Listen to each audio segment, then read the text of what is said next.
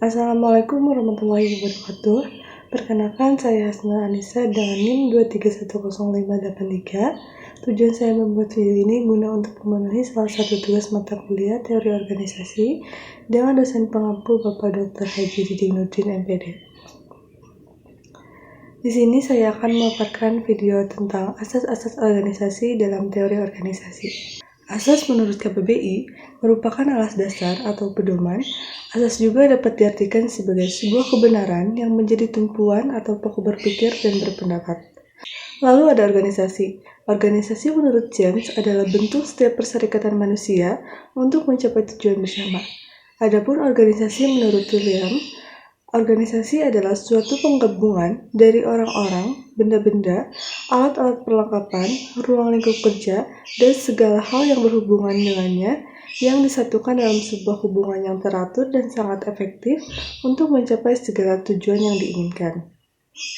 Jadi, asas-asas organisasi adalah sebuah manajemen atau pengelolaan agar terciptanya kesatuan sosial yang terkoordinasi dalam sebuah organisasi. Kemudian ada 13 macam asas-asas organisasi, yaitu yang pertama, ada asas tujuan organisasi. Asas tujuan organisasi ini merupakan bagian yang sangat terpenting dalam menentukan struktur organisasi serta sebagai perumusan tujuan yang bersifat jelas dan rasional. Yang kedua, ada asas kesatuan tujuan. Dalam suatu organisasi, yang harus ada ialah kesatuan tujuan yang ingin dicapai dengan bersama-sama.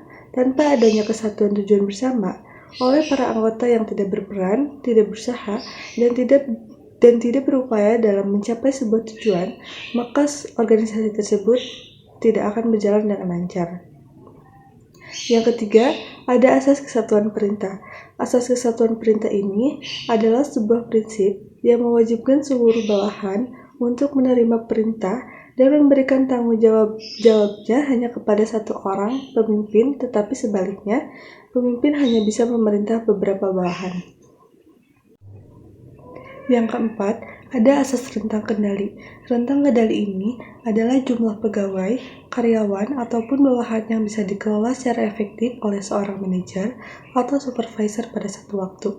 Yang kelima, ada asas pendelegasian wewenang. Pendelegasian sebuah wewenang atau kekuasaan ini adalah salah satu prinsip pokok dalam setiap organisasi yang memiliki kejelasan dan keefektifan. Yang keenam, ada asas keseimbangan wewenang dan tanggung jawab. Dalam asas ini berarti bahwa harus ada keseimbangan antara wewenang dan tanggung jawab.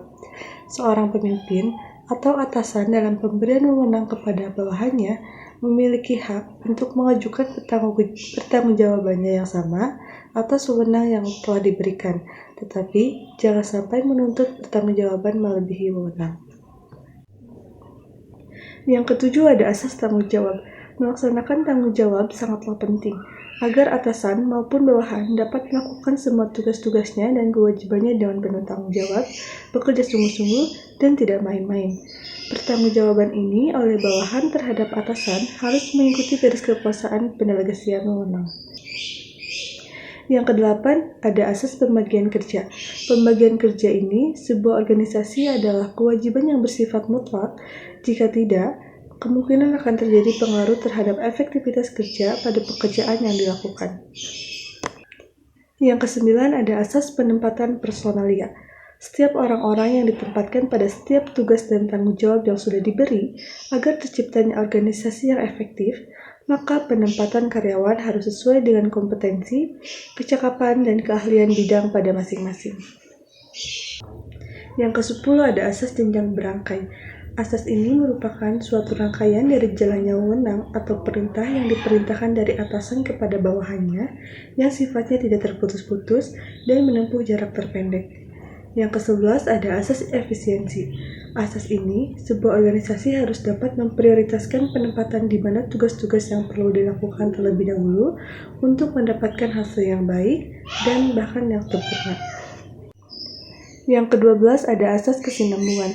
Asas ini merupakan organisasi yang harus mengusahakan bagaimana caranya untuk menjamin kelangsungan bertahannya organisasi. Untuk dapat melanjutkan kegiatan operasional, pendiri organisasi dalam sarana dan prasarana yang memadai harus dipastikan. Dan yang terakhir, ada asas koordinasi. Setelah prinsip-prinsip lain yang telah berjalan seperti yang diharapkan, maka selanjutnya adalah mengkoordinasikan semua tindakan dan aktivitas agar dapat terarah dengan tujuan yang ingin dicapai. Sekian video pemaparan yang dapat saya sampaikan. Mohon maaf apabila ada salah kata. Wassalamualaikum warahmatullahi wabarakatuh.